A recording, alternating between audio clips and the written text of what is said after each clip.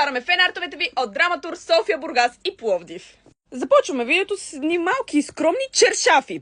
Това са чершафи. Буквално мога да се завивам. Това е огромно. Уникални сте хора, не мога да повярвам. Всички тези фенартове бяха побрани в тази голяма кутия. Даже си спомням момченцето, което ми ги подари, понеже беше приятел, че с един много активен фенпейдж, но този парфюм трябва да се подобри. Добре, че са ми оставили един хубав стикер в тази кутийка. Вече мисля, че е по-добре. Каквото и да си говорим, Александрина Бюти са най-добрите парфюми. Няма какво да се лъжим.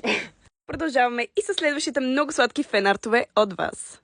Още една партида много красиви фенартове. Много момиченца от фен среща в Пловдив им подари турбичка с козметика и каза, че майка я прави. И когато ми каза, че майка я прави, между другото си помислих, че наистина джурка някакви неща, а това си е бранд, така че тези неща ще си ги използвам, прекрасни са.